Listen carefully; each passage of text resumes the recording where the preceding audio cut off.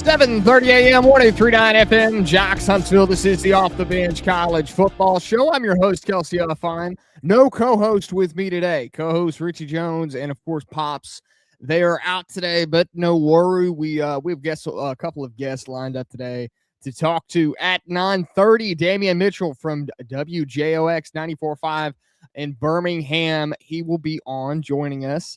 We're going to talk a little bit about the new of course, the passing of the Protect College Sports Act, and we'll get into a little bit Alabama recruiting with him down in Birmingham, just a couple of miles away down there in Tuscaloosa. And then, of course, former co-host of the Off the Bench College Football Now show, now with Rightside Media, JP will be coming on at 10 o'clock today to discuss more. And we're going to get into a lot of stuff here today, and many things happened this week, and there's some panic over it. There's a lot of good things that happened. Of course, Brendan Sorsby has now moved on from college football. He is now with, he will be going into the supplemental draft in the NFL. But, of course, the biggest topic today would be the Protect College Sports Act passing through Congress. And there is good parts about this, obviously, but there is obviously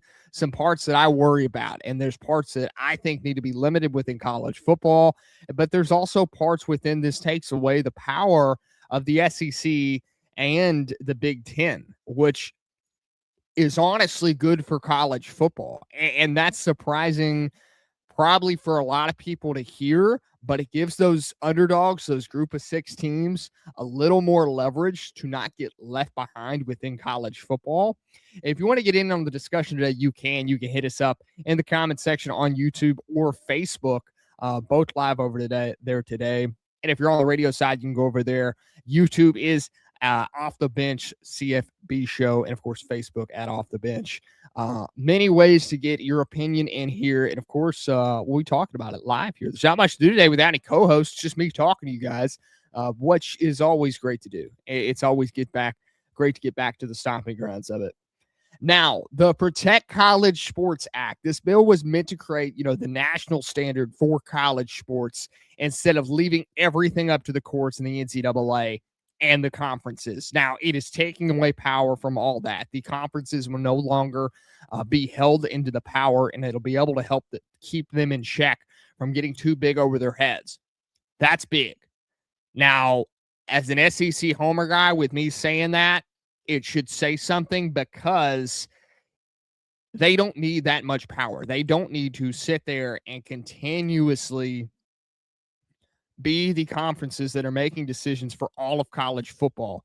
They have a lot of money. These smaller schools don't have a lot of money. You go out to the MAC. They're not flooded with cash. The Sun Belt, the American, they're not flooded with the cash to make the decisions for what everybody wants. That's not fair. Now, life isn't fair, but we can go down that route and say that this kind of shapes college football in a way. It balances it in a way which is good for the sport.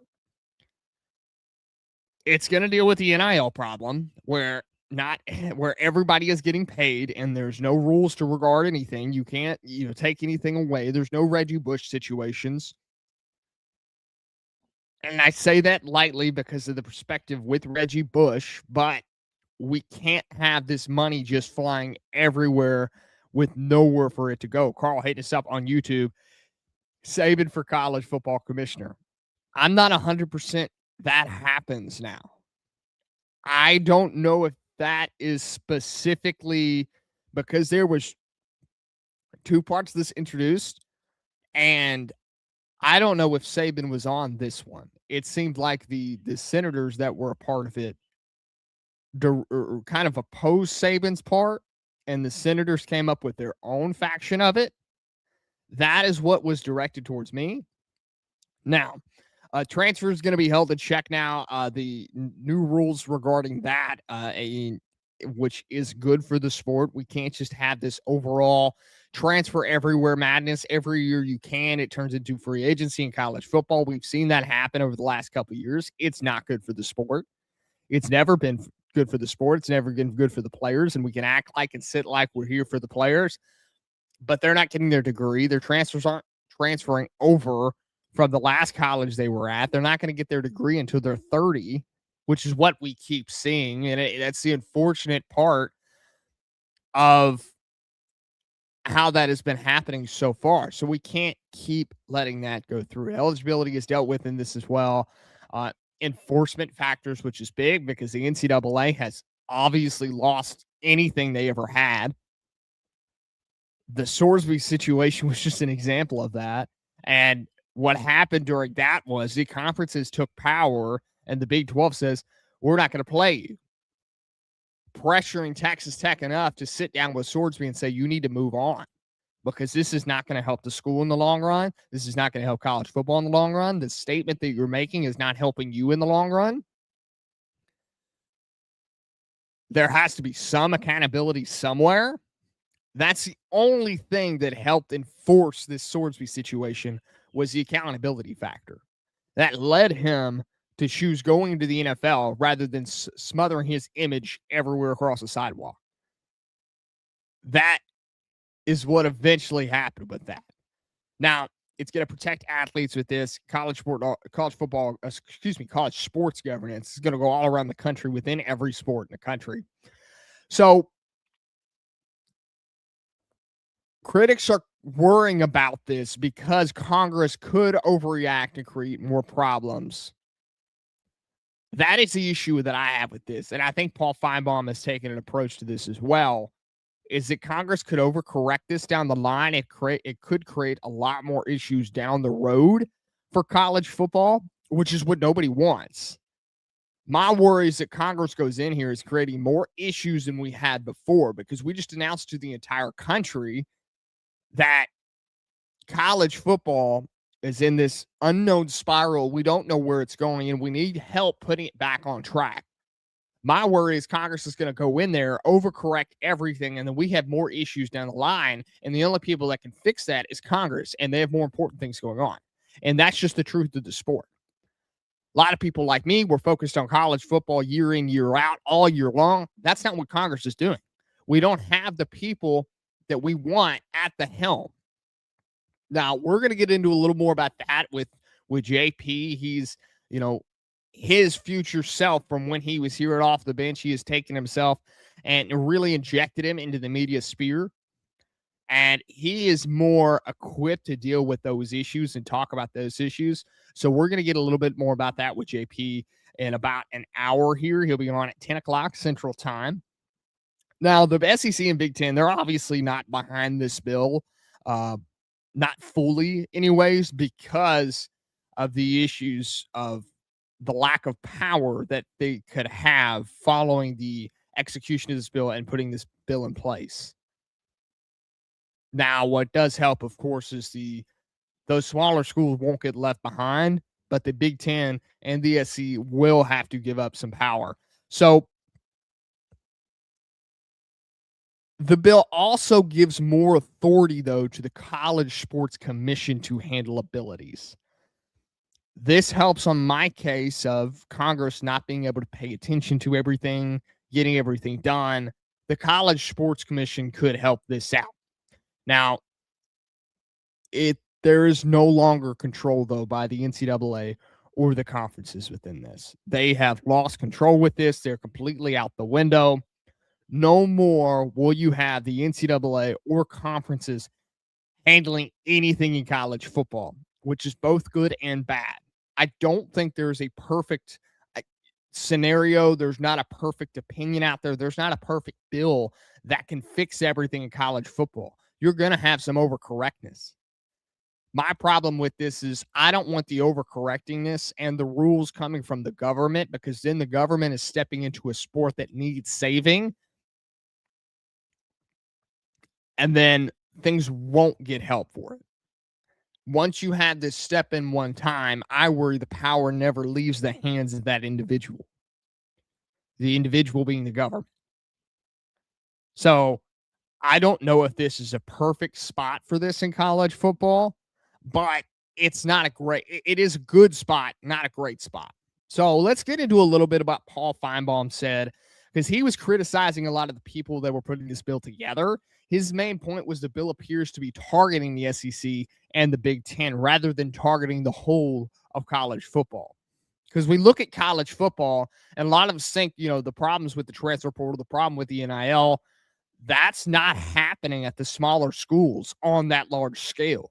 Now, the transfers are happening in a different way. They're happening when you get 2-3 years down the line and you realize this team is built up of really good players that could probably make the college football playoff. You have a good quarterback, you got a good running back, you got a solid wide receiver, a couple of DBs on that roster that can maybe go pro, a couple linebackers in that team that could maybe go pro. You realize how good the team is overall, and then they vanish overnight because they go to the transfer portal. Because they get picked apart by these bigger teams that are trying to fill needs. They're trying to fill gaps in the roster where they have stars at other positions, and they're going to go take those stars that are playing at the group of 6 level and bring them up to the group or to the power 4. And that's what kills smaller schools in the end, because they have no opportunity to compete. Now, like JMU, Tulane of the world, they're trying to make that next step, and they have gotten to where they can make that next step. We'll see if they continue that with both their new head coaches over there. But there's a different issue going on at the group 6 level of sport than there is at the power 4 level of the sport. So Feinbaum's point is that the bill is targeting this SEC and the Big Ten instead of going after the majority of college sport to help the whole entire sport. Because now we're still going to have this imbalance of these power schools. Those issues are taken care of. But at the lower level, there's different issues to be had. They can still go out and grab, that kid from JMU who's doing great stuff over there. Georgia can go bring him in as a safety, and then you just fill the gap on your roster where you have stars everywhere else. Now, could they help that kid go to the league? Probably. But it's ruining the chances for these smaller schools to get up and try to actually make a playoff run, try to get to the next level. So Feinbaum has a point with what he's saying that could impact that the whole sport isn't get taken care of. Maybe that's the next step in this. My problem is, will we see that next step? I don't think we probably will. Now, Congress stepping in could also slow down or limit what those leagues want to do next. The SEC and the Big Ten wanted to help with NIL and legal protections, but they may not like the full package of it because this is obviously hampering on Big Ten and the SEC schools. It's directly looking at them and trying to limit their power, limit what they can do within college football because their budgets are so big, or they have, infinite money taken care of where they can go grab that transfer down the line that's wanting a new home because they want to play at the next level. Now, Feinbaum's biggest warning, though, is basically that once Congress get involved, the SEC and the Big Ten may lose control. But I think that's good because we don't have the power struggle within it of you have these two gigantic conferences going after the little conferences. I think you would lose maybe get more balanced part in college football. But again, I think there's balance everywhere. And there needs to be balance everywhere rather than just targeting Big Ten and the SEC. Carl hitting us up on YouTube again. Need an NIL salary cap. Then a governing body could penalize with taking away cap space, but then you would have to have a players union. You would have to have a players union, which is not what you want in college football at all. You also introduce the deafening more idea of free agency in college football. You lose some parts somewhere with free agency, the notion of free agency in college football. You lose it with some of this bill, but you bring it back by inviting a players union to come together. You bring it back with salary cap going into place. 2 pillars of free agency in the NFL is what you're introducing there.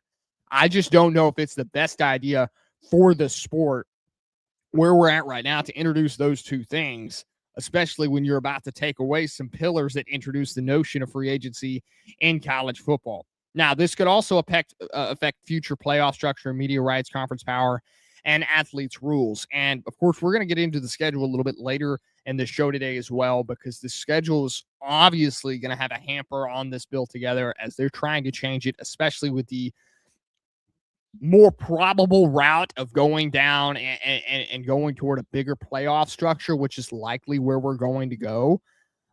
So we're going to discuss that just a little bit here on the Off the Bench College Football Show. 7:30 a.m., 103.9 FM, JOX Huntsville. Many ways to listen here. You can get in on iHeartRadio. You can get on Facebook at Off the Bench and on YouTube at Off the Bench CFB Show. You can go ahead and hit that comment button up. Let us know your thoughts today as well in anything in college football. But we're going to take a quick break, and we're going to be right back.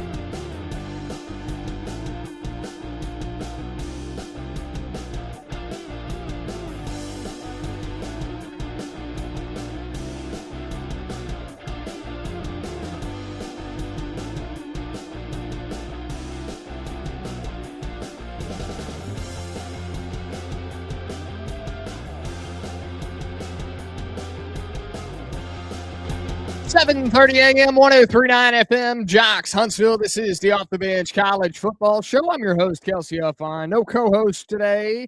Pops and Richie are both out today. They are one's playing Scuba Steve, and one, of course, it's Father's Day weekend. Of course, go celebrate the many fathers out there. Of course, and I'm sure everybody's having a great day today. It's a beautiful Saturday morning, especially in North Alabama. Little clouds in the sky, a little bit of rain falling. It's like a sprinkle out there. It's nothing to be too overwhelmed about. Maybe you can still get some pool time in there today. But there's many ways to get in here on the show today. You can, of course, hit us up on Facebook at Off the Bench. We are live there, and on YouTube at Off the Bench CFB Show. If you're over on the radio side, you can go visit us. And of course, get in here with a comment, like, subscribe, share, all that good stuff. It's the best way for you to help out the show today. Caleb Mills hitting us up on YouTube. I don't even know what the bill says or what I would vote. LOL. Guys, you can also vote right now. Just put a little poll up here. Are you more confident in the direction of college football with the Protect College Act? Yes or no? You can go ahead and vote on that now, is what Caleb is referring to right now. Basically, within the bill, it is protecting college football from itself, basically. You can go and if you go through it, it's going to target NIL, it's going to target transfers, it's going to target eligibility, how it's going to be enforced, the athlete protections, and of course, college sports governance or lack of what we've seen the last couple of years. Of course, the Lane Kiffin rule is still in this bill, as far as I know. You cannot leave a school mid-season. You can also, the NIL is going to be have more, I guess, guardrails around it as they continue to try to combat that. Is they don't want to get rid of it in the sport. You can't, because it's the can of worms is already open, but they are trying to get a better leash on it and see how it is controlled. And of course, transfers as well. That's going to be, I think, the limited one-time transfer rule. And then once you have graduated, you can transfer again. I think that is what is in the bill. I'd have to go read up on it again. And of course, eligibility, which I think is straight 5 years. You have 5 years to play college football, and then you are out. No more 25, 30-year-olds within the sport. It's not what is needed within the sport. You know, I, as a grown man, would be toward the end of mine. But you know, I'm not going to go out there with people that are bigger than my size. It's just, I'm going to get destroyed on the field. That's what's going to happen. But if you go look at people like Will Anderson, who plays for the who plays for Houston now, if he were to still be playing, which I think he could still be under this legislation, him going out there against freshmen that are 18, some are 17, like Ryan Williams. So there's so many rules that are helping combat this sport, but at the same time, worried about overdoing things and over-regulation, because that's what's going to happen with this sort of party helping out in college football. It's not who we want to lead this sport. It's the best option available right now. Caleb hitting us up again on YouTube. I absolutely love the one transfer and maybe one after you graduate. I've been saying that there should be a cap since the junk started. Cap is hard to do. Cap is like you're introducing the idea of the pillar of free agency in college football. We're getting rid of some of that within this bill.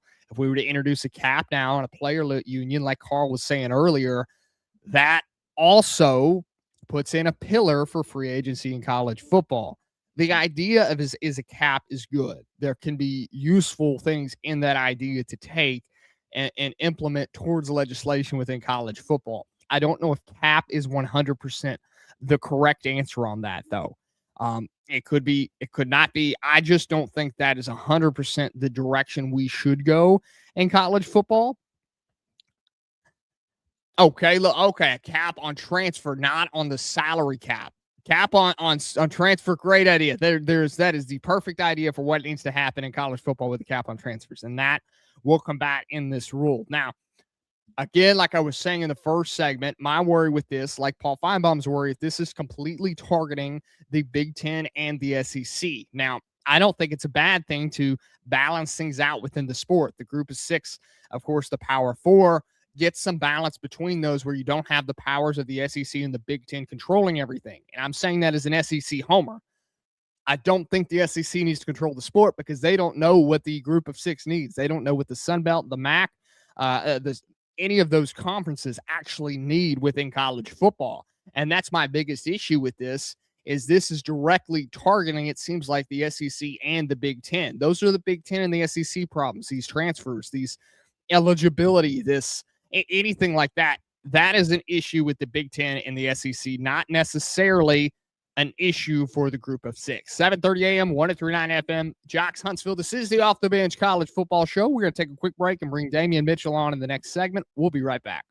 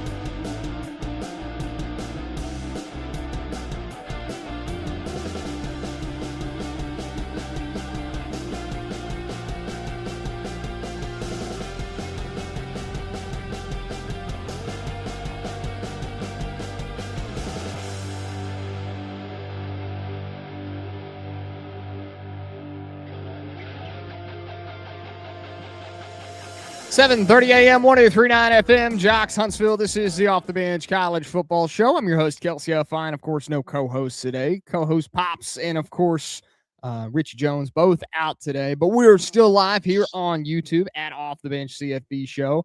And, of course, on Facebook as well at Off the Bench. And, of course, iHeartRadio, all the nice places over there. So, like we were talking about before we left off, of course, from JOX 94.5 down there in Birmingham, Damion Mitchell on the show today. Damion, how's it going, man? I think that was messed up. I think I was muted there. Damion, how you going? How's it going today, man?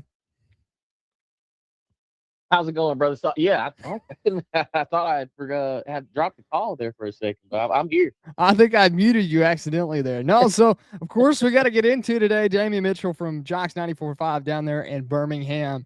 Of course, Alabama, the 2027 recruiting rankings.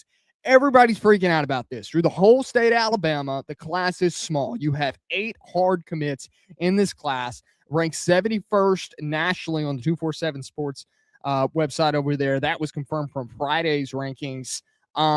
It's not the concern that there's no talent in this draft. The real concern here is the amount of people in this draft. So, Damion, what do you think? Is it a little too early to be overreacting about a class ranking in 2027?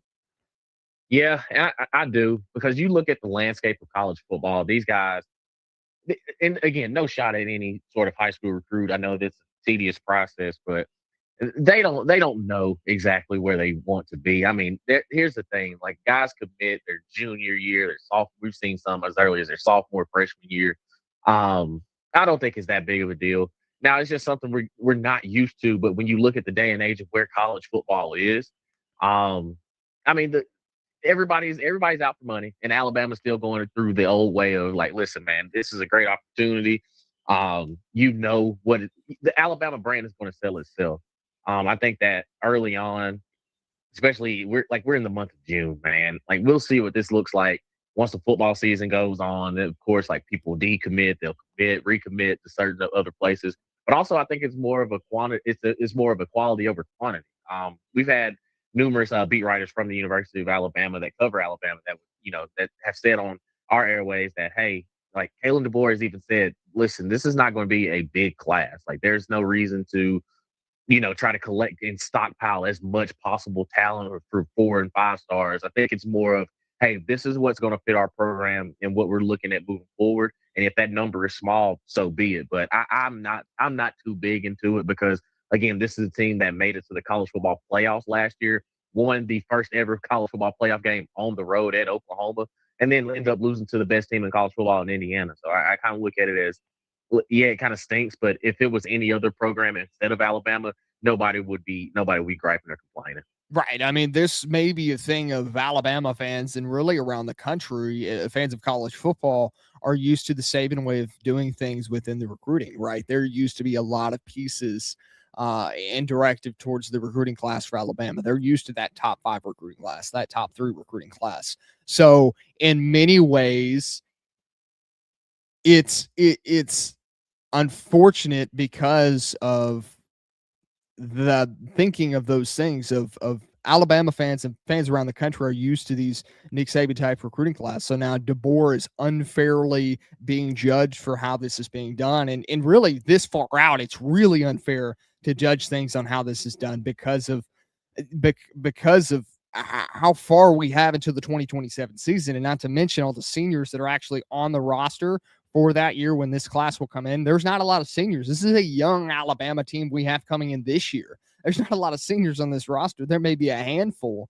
The youth of this roster that we have coming out next year, I just think it creates an unfair judge for DeBoer, especially this far out, for how we're going to handle this. This also leaves more room for transfers coming in, maybe towards this, maybe an older team because of the transfers when this class comes in.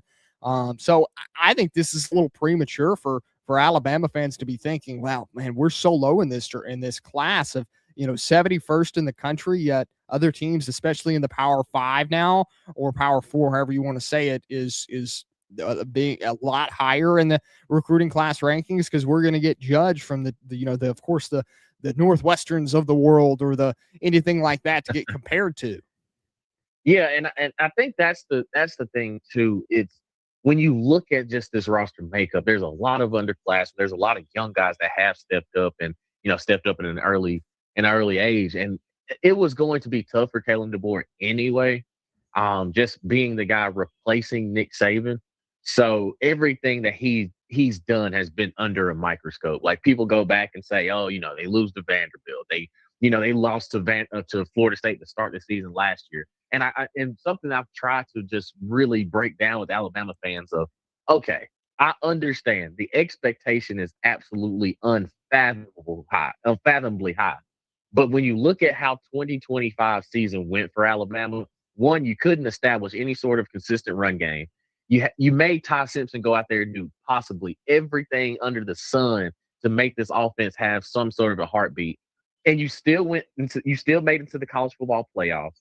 You won a game on the road, got revenge against the team that beat you in the regular season, and you ran into a buzzsaw that is Indiana. Like Indiana was the best team in college football, and all season long we saw that, and then we saw it in the college football playoffs. When you look at it in hindsight, that's a damn good football season. Like any other team not named Alabama would have looked at 2025 as a success, but it's just because when you've seen so much success at the greatest of heights for so long, it is hard to just sit back and say, you know what, that actually is a pretty good season. So I look at the 2025 season for Alabama and going into 2026 is, okay, you're going into it now with the same question marks as you had last year. You're going in with a quarterback that hasn't really proven much, but you've got the pieces around the quarterback that could really elevate and make 2026 a special season. But again, it's early. It's early in June, and everybody's looking at, oh my gosh, we can't get any players in. We'll just wait and see. It's the wait and see approach. Damion Mitchell from JOX 94.5 down there in Birmingham. I agree with you 100%. I think this is a complete overreaction, and you talked a little bit about, the youth, kind of at the quarterback position, the unprovenness, similar to last year with Ty Simpson being unproven when he came in and stepped up and had an amazing season and got as far as Alabama did. So next year, obviously, the quarterback competition has taken shape all summer. What's your feel on how everything is going down there over there in Tuscaloosa? Is this a Keelan Russell led team, or is this an Austin Mack led team down there in Alabama? Man, I'm not gonna lie. I think it's a day by day process. I truly think Kalen DeBoer and his offensive unit, like I think he looks at this room as, okay, we can't really make a wrong decision here with either Austin Mack or Keelan Russell, because you saw glimpses of them from what we were able to see there in the 8A game this spring, where it's like, okay, well, Keelan looks like he's got a little bit of juice. He has a little bit of an it factor. Austin Mack has been there for the longest. He understands Kalen DeBoer. Like he's been his guy everywhere he's gone. But really and truly, right now, if I had to make a decision, I think it would be Keelan Russell. I think Keelan Russell gives you a little bit of a different dynamic as far as just he has a little bit of a twitch. Like it's something that you can't really coach, but it's something, but you see it with your own two eyes of, okay, like he's got it. Not to say that Austin Mack doesn't, because when he came in against Indiana with basically nothing to lose, he went out there and he ran the offense pretty efficiently for everything that had transpired up until that point. But right now, I think Keelan Russell, from what I've seen and what I've heard, that he just kind of gives you something different, because he is able to have a little bit of the quick twitch muscles with his legs. He can actually have some quarterback design runs. He keeps you honest in the pocket, and he's got a nice arm. So I think when it's all said and done, I think it's going to go into fall camp and maybe even to game one with ECU. But I do think that we'll be looking at Keelan Russell taking over as the starting quarterback for Alabama moving forward.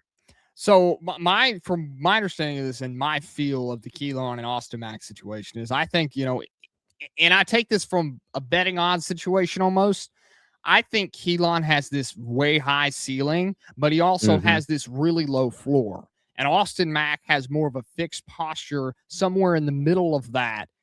So whoever takes the reins within this season, I think that is the possibility of how it's going. And that's not to put a bad factor on Austin Mack. I think Austin Mack's an incredible quarterback. Like you were talking when he came in at Indiana, he showed flashes of what he could do.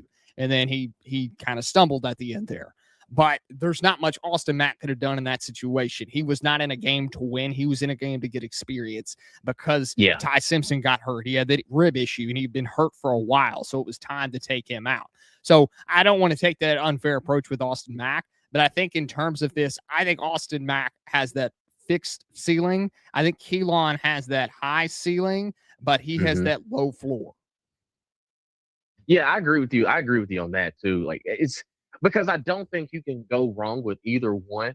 But I kind of like the way you described it.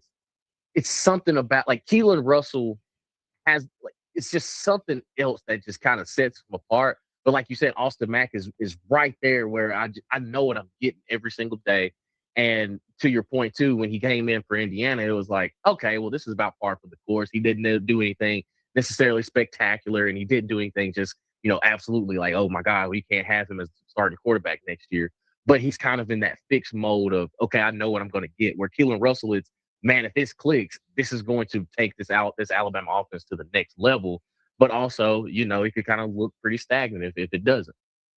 100%. I think you're hitting right on the money there. So Caleb Mills hitting us up on YouTube here. So Damion, Caleb is a local country artist out here in Huntsville, but he does have a question for you, but really not a question. It's more of a statement. I want to know how you react to this. He is saying Bama fans are freaking out because Auburn's 2027 class is incredible right now. I mean, Auburn's had pretty consistent recruiting classes the past couple seasons, even with Hugh Freeze being in the helm of things, and it really hasn't produced anything. So I kind of look at it from the collection of talent may be good, but again, I love Alex Golesh. I think Alex Golesh is going to get Auburn right, but it's early. It's early. I wouldn't read too much into it because Auburn for the past, I think, 5 years has had anywhere between top 20 to top 15 classes, and yet has finished under 500 the past 5 years. So it's kind of the talent may be there, but what are they going to do with it? Respectfully. I think me and you probably have the same opinion of Alex Golesh as in his, this guy was brought into Auburn for a reason. He has a pretty good, not really record against Alabama, but for lack of a better word, he has a really good record against Alabama. He was the offensive coordinator at Tennessee, gave Alabama fits. He was the head coach at USF. He gave Nick Saban fits at Alabama. He was the perfect guy to take the reins at Auburn, and Auburn needed this, offensive infusion that they haven't had under Hugh Freeze. Their defense has been fine, but their offense just hasn't been up to par these last couple of years. So bringing in Alex Golesh to go along with the defense that they have had the last couple of years, I think it's a great buy. Yeah, 100%. I love Alex Golesh. Like when it was early on in the coaching search, I threw his name out there just to I literally was just throwing it out in the wind. I was like, man, I would love to see Alex Golesh at Auburn. Really, literally, did I not? I didn't know that they were working behind the scenes because I thought John Summerall had the job locked up, and he was. I was like, okay, well, I mean, that's not a bad hire, but I would love to see Alex Golesh. And the thing about Alex Golesh is everywhere he's gone, he's had success. Like it's no ands, ifs, and buts about it. And when you hear him in the media, when you talk to him, you get the feel that he is no nonsense. He's not a BSer. Like he is going to get this thing right, or he's going to die trying. Like he's made fun. He's poked some fun at. I'm not a golfer. Like I'm not going out there hitting the ranges. Like I'm going watching tape. I'm meeting with the boosters. I'm talking to the networks. Like I need to make sure that this football team is ready when come kickoff to start this season. But I think what Alex Golesh has is the continuity with a lot of stuff that happened in South Florida, marrying that with what DJ Durkin has on the defensive side. Like it's almost a situation where it's going to have to work. Like it's just got to work, because if it doesn't, I think it's more of an indictment on where Auburn is as a program than it is like Alex Golesh's ability to coach, because I think he's absolutely phenomenal. 100%. I'm with you. And I was with you. I thought Summerall was the guy at Auburn. He has the Alabama connection going through there. I thought he was going to be the next head coach at Auburn. But Golesh is obviously a great person for the job over there to be the head coach of the Auburn Tigers. 7:30 a.m., 103.9 FM. JOX Huntsville. Guys, we're on the phone right now with Damion Mitchell down at JOX 94.5 in Birmingham. We do have to take a quick break. We're going to bring him back on the other side. This is the Off the Bench College Football Show. We'll be right back.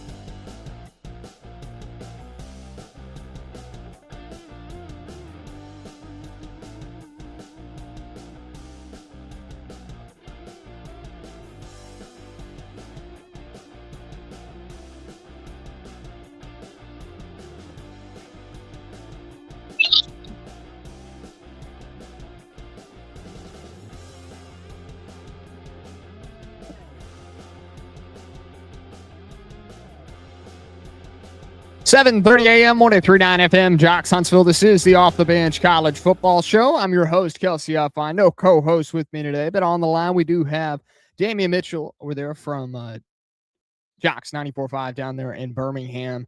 So, Damion, before we leave off today, we only got a couple of minutes here. The new act that's been enacted, Protect College Sports Act. Are you for or are you against this? Is this good for the sport? Yeah, there are pieces, I believe, that are good for the sport. It's so convoluted. Once everything starts getting political, it just kind of throws a wrench in everything. But there needed to be some sort of stability as far as where college athletics was going, because it was trending towards an unsustainable model. That, it was basically the haves and the have-nots were going to start separating. But now I think that there's a potential that we could probably get some sort of stability. And again, I'm all for these kids making some money, but there's got to be some guardrails as far as like, hey, man, you can't be able to transfer 7 different schools in 6 years. We've got to get some eligibility requirements, because who knows what. Nobody knows what eligibility is anymore. Like, if you could, I'm looking at my transcripts from college and saying, you know what, I may actually have another year if I can go to find a judge here in Birmingham to kind of give me a temporary injunction. I could be suiting up for the Auburn Tigers next year and give you some slot receiver numbers. But I think for as long as we're trying to push the forefront of like some sort of stabilization of where college athletics can be and where it should be, I'm for. But I just think there's a lot of layers to it. But we're going to have to iron some of these things out. But I do think that it's in the betterment of college athletics. Man, Damion, I wanted to disagree with you on something. But I can't disagree with you on that. That's exactly, that echoes what I was saying just a little bit earlier, especially when it gets political, it throws a wrench into things. There's so many things in this bill that it needs to combat, and it's doing the right thing. But I just worry that in the current nature of college athletics, I don't know if everything in this bill, I think this is more directed at the Big Ten and the SEC for the problems that we see that they're having within the sport. It's not really to those Sun Belts, those MAC conferences that really need some help. Now, it's going to stabilize a little bit for them just because of the after effect that it's doing with the SEC and the Big Ten. 7:30 a.m., 103.9 FM, JOX Huntsville. Damion Mitchell, WJOX. Thank you for coming on today, Damion. Really appreciate it. We love having you on. We got to do it more in the future, brother. Absolutely, man. Anytime, y'all let me know, man. Good to hear from y'all. You too as well. Damion, thank you so much. 7:30 a.m., 103.9 FM, JOX Huntsville. We'll be right back.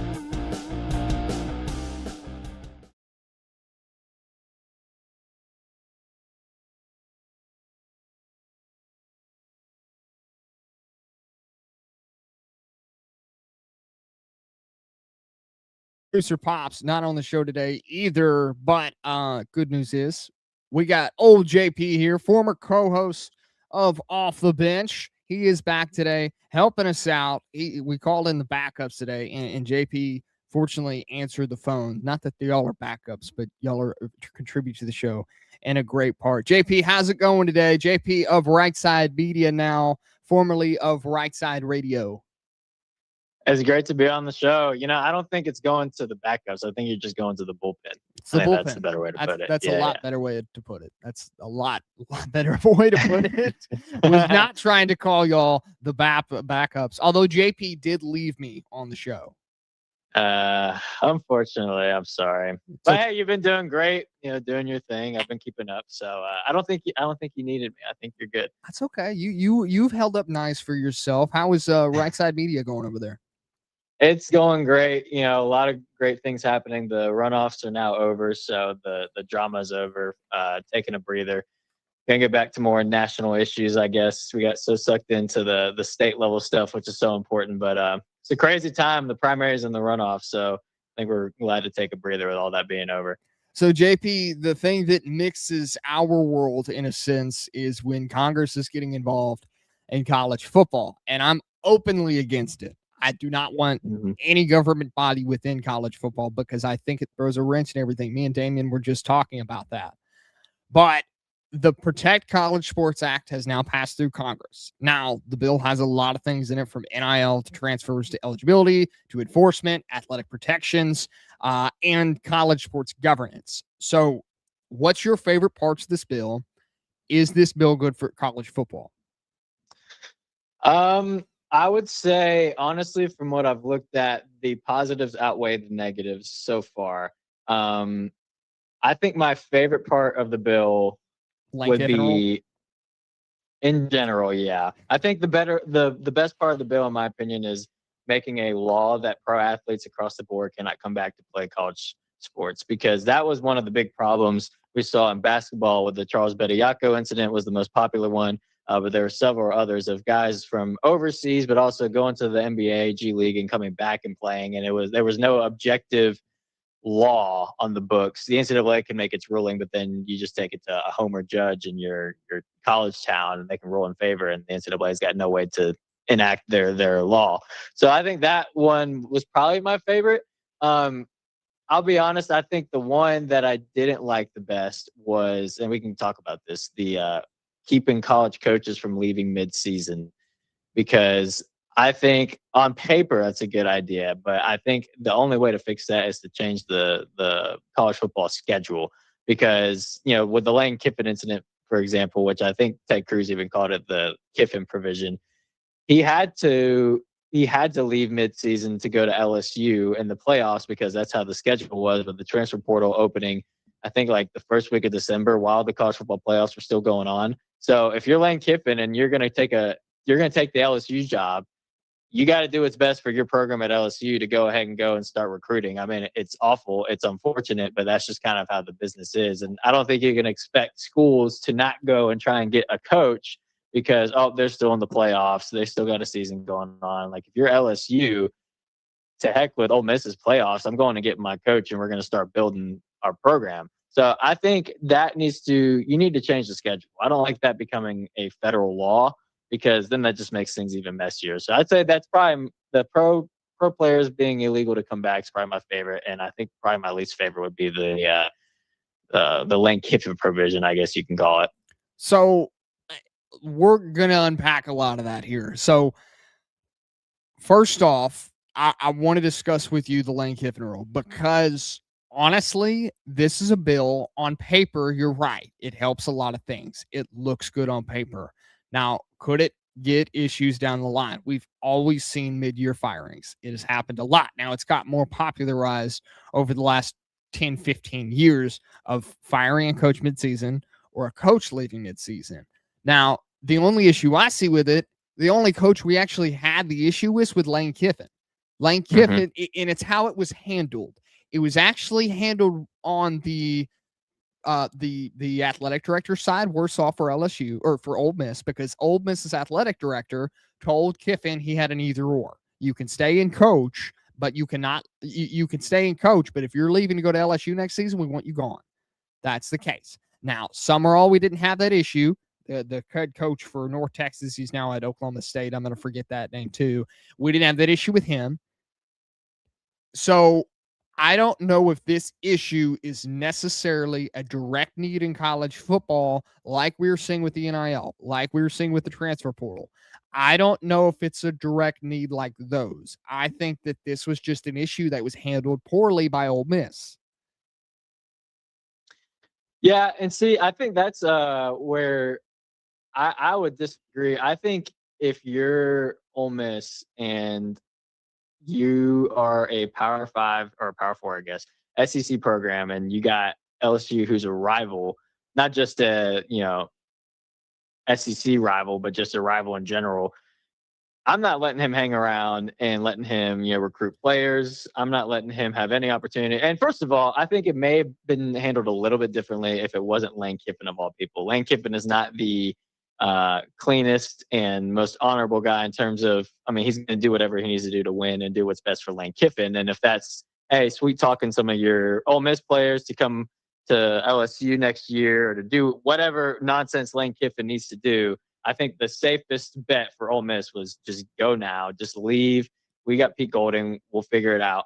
And I do think, you mentioned Summerall and others. I do think this won't really be an issue for a lot of schools, like with coaches taking a step up, like going from a Tulane to a Florida, or going from, wherever, from a lower level to a higher level. I think a lot of those schools will let them hang around. But I think the problem is whenever you get the Lane Kiffin situations of sort of the lateral moves, and even the lateral moves within conference, and add the Lane Kiffin factor on top, I think that's what made that one such a disaster.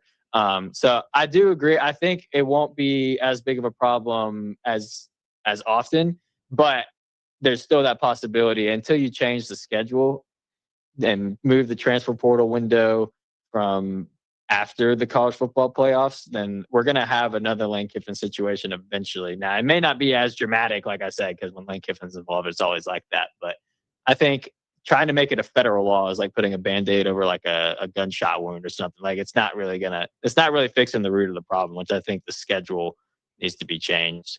Right. And I'm with you. Schedule does have issues. We're going to get to that a little bit later. But you had also mentioned the fact that you thought a big part of this bill was pro players coming back and playing, any collegiate sport. So my only thing with that, is it going to combat current players? And this one directly more impacts college basketball playing college sports, because we saw the Charles DiBiaco situation that was handled.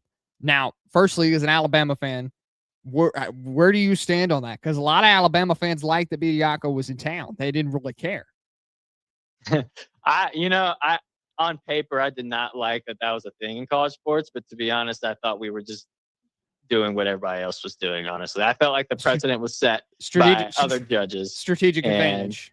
Yes, okay. I didn't like that. That's the game, but I felt like we were playing it just like everybody else was. So, because in college basketball, my allegiance lies with the Kentucky Wildcats, and they had been recruiting Dink Pate to come play for Kentucky. Now, Dink Pate at the time was in the G League. I think he eventually settled with another college team, but he is still going to play college basketball next year. Yet he played in the G League. So is that rule going to come into effect with Dink Pate there? Yeah, I don't know if it'll be retroactive. I think maybe the NCAA brings those lawsuits back up or file suit somehow to get a judge to revoke their eligibility if it was granted by a judge in the first place. I would assume that on paper originally it won't be retroactive, but I wouldn't be surprised if the NCAA files suit or takes action legally to revoke their eligibility. That's what I would guess. So, because he is currently listed on the Providence Friars, he has recently played in the G League for Winchester Knicks and the Mexico City Capitanes. So he was for his college. He was a G League Ignite guy. So he went on to play pro ball, I guess, with the G League Ignite. So he is technically playing college basketball. So, but you were going down the route of the schedules, right? The schedule in college football is completely messed up. It needs to be backed up a week. Okay. And then you add on top I say backed up a week. It needs to be moved. We need to start the week one. We need to start the year 1 week sooner. Yeah. The biggest issue, though, that a lot of people haven't even taken into effect is once we implement the larger playoff, whether we're going to 16 or 24, however we do that, the schedule again is going to be messed up by that. Is it not? Right, probably so, because I mean, the larger you make the playoff, the earlier you have to start. Whatever you got to do, having the transfer portal window in the middle of college football playoffs is just insane to me. I mean, either you make it, I don't know, push it back as far as possible, or just eliminate 2 and make one massive transfer portal window. If you're having the transfer portal window take place like either right before the playoffs or during the playoffs, that is what is going to cause such a problem. And that's what causes coaches have to leave and go to other schools to start recruiting. So I agree, making the playoffs bigger, obviously you start earlier, but I honestly just make one window if you have to and put it right after the college football playoffs. Make it a longer window if you need be. I think that if you got to do that, then do that, honestly. I think it's that important to keep all the chaos from happening like it has. So does college football just I would say show the finger to the NFL and not be scared of them, and just combat that you are equal to them and say we're going to put games on NFL days?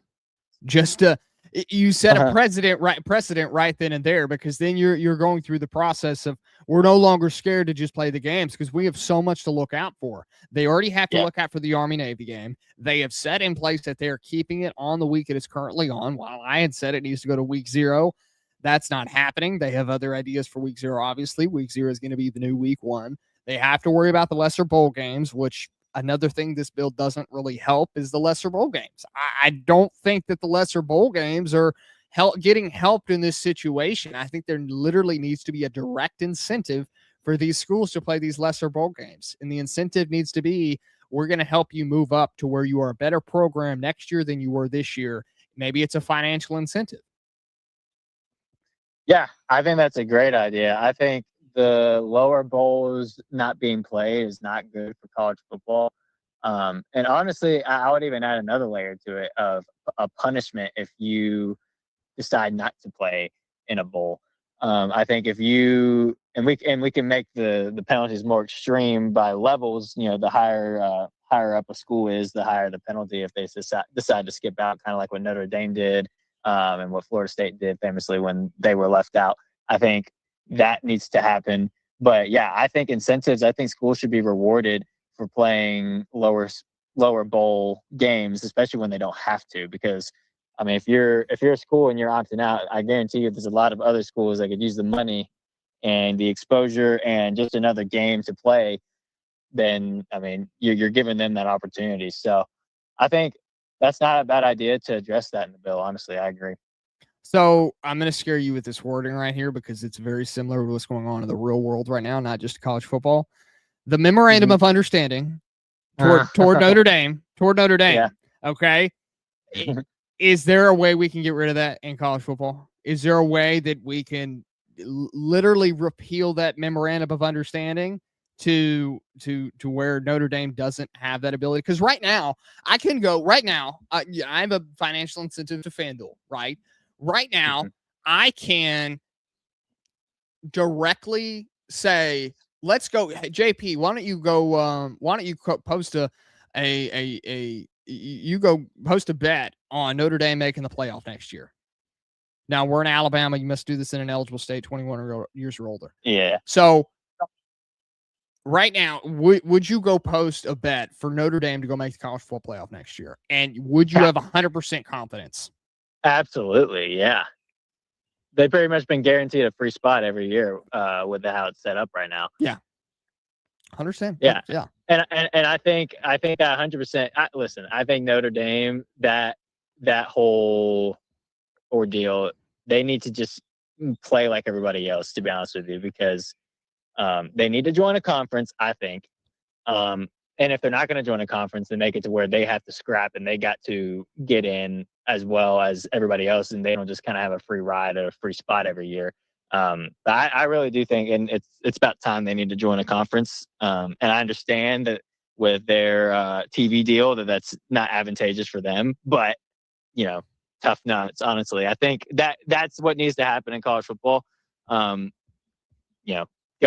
get a TV deal, and I know you're going to lose money with what you got with NBC, but I just think it's overdue for Notre Dame to join the conference like everybody else. So last question, then we're going to move on from the Protect College Sports Act, and we're going to move towards Alabama recruiting for the next year in the next segment. So does this bill, in your opinion, is it more directed toward the Big Ten and the SEC rather than the broader landscape, the NCAA in the group of 6?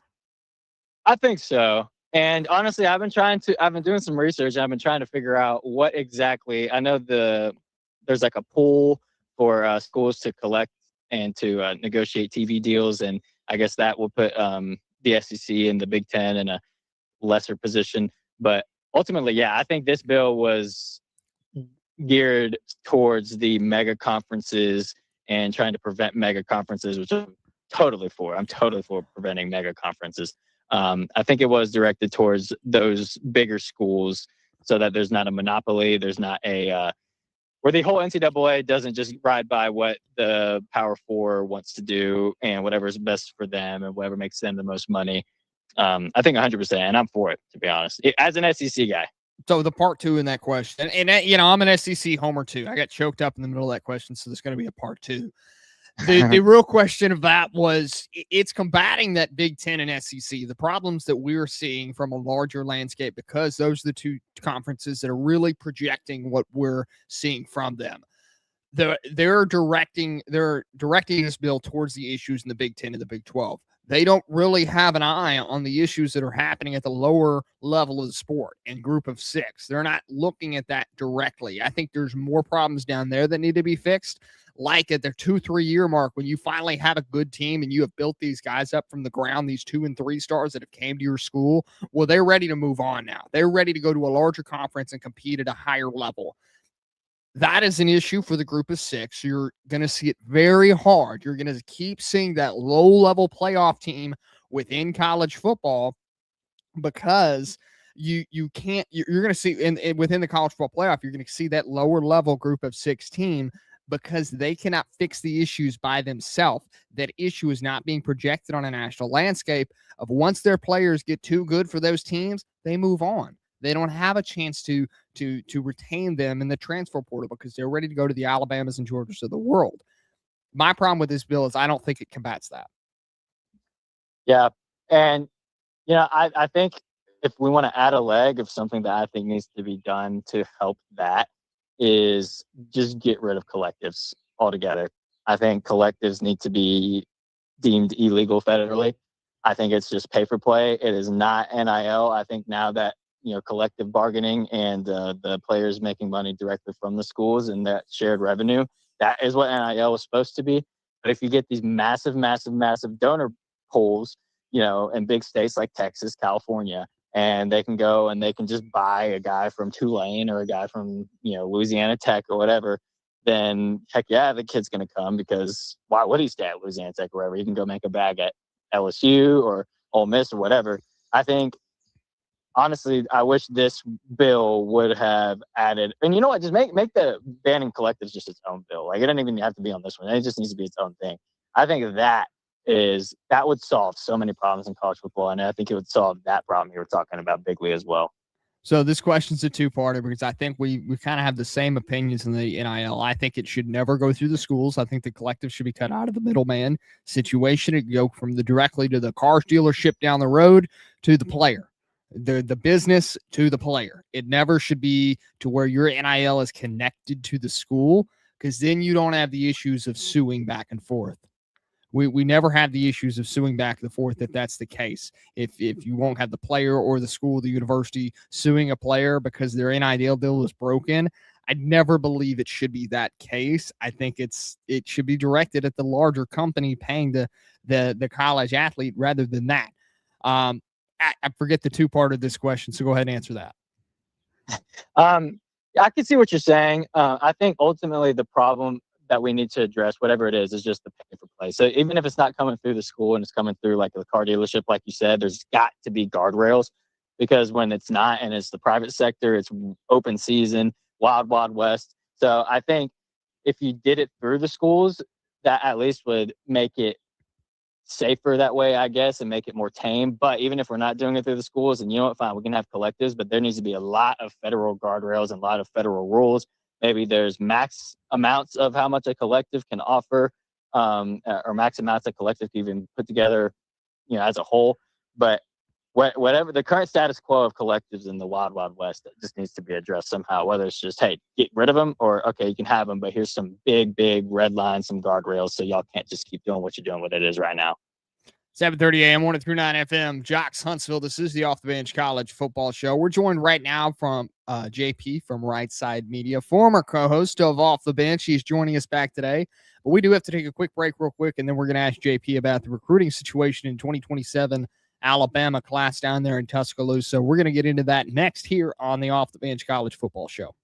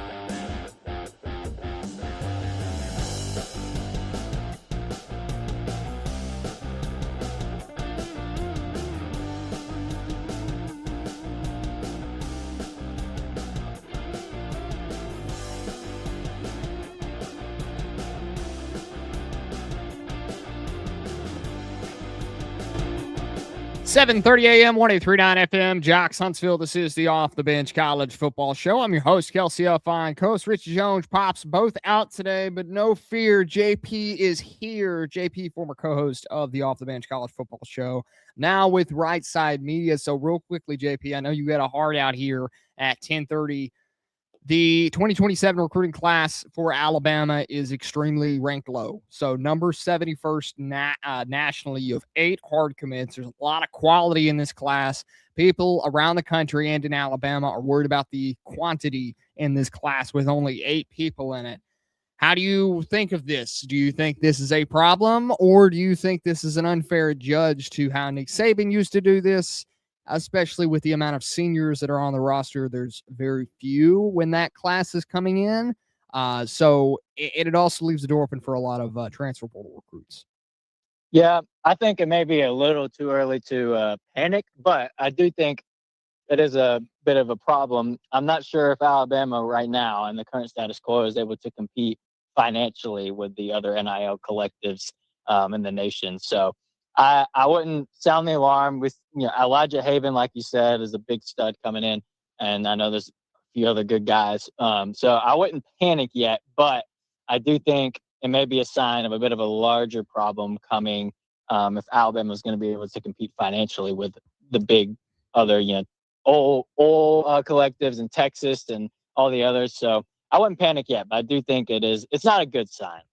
So real quickly, we got 30 seconds here. Brendan Sorsby, is it good he left? How bad was it what he did? Did he break the golden rule?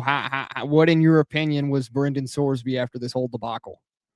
He absolutely should not be allowed to play, and I think that's just indicative of how little power the NCAA has over everything, and how there needs to be federal laws in place to give the NCAA more power to keep people like Brendan Sorsby from playing. JP of Rightside Media, former co-host of the Off the Bench College Football Show. Is there anything you want to share today before you leave the show, JP? No, I just appreciate you having me on. We'll talk again soon. Of course. Always love having JP on. We're going to have him on a little closer to the season. We're going to have a better feel, talk about the quarterback battle more. That's something we didn't get into, but there's no definite decision on that. We're just talking from feeling right now. But we appreciate having JP on. We'll have him on again in the future. So thanks again, JP. We'll see you soon. See ya. Talk to you soon.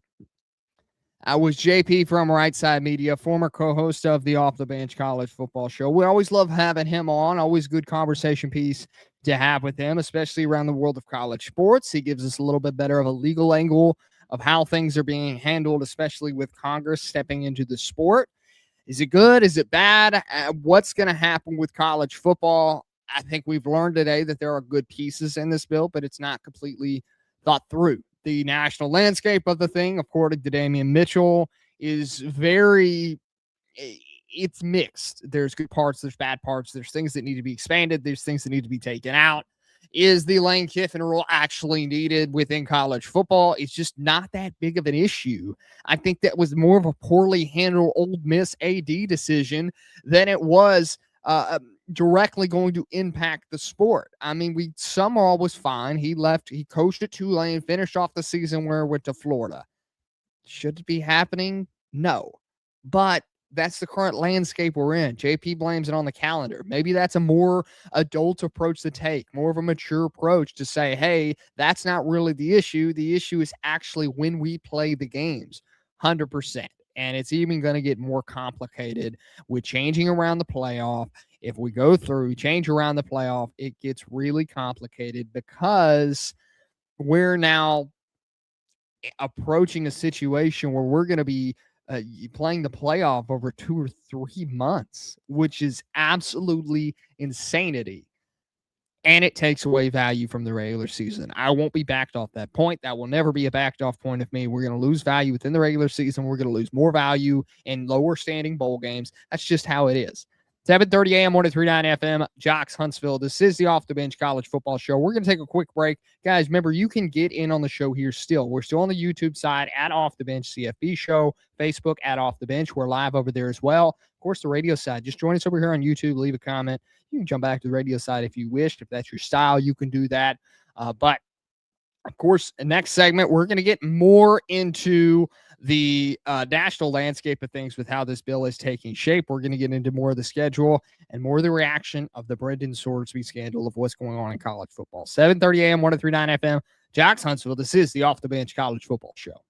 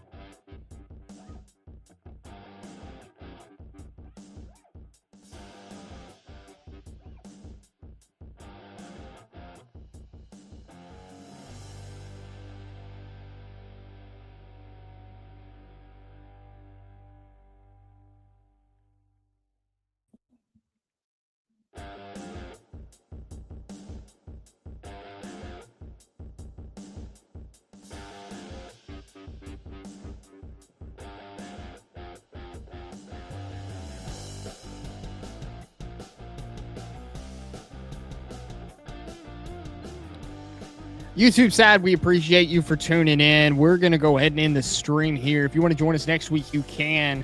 Of course, right back to your Facebook and YouTube. I guess we're ending it for the YouTube side as well. But we appreciate you guys tuning in. You can join us here next week, same time, 9 to 11 here on the Off the Bench College Football Show. You can also join us on the radio side as well if you're local here in North Alabama at 7:30 a.m. for iHeart and 103.9 FM. JOX Huntsville for the radio side. We'll see you guys next week. Thanks for tuning in.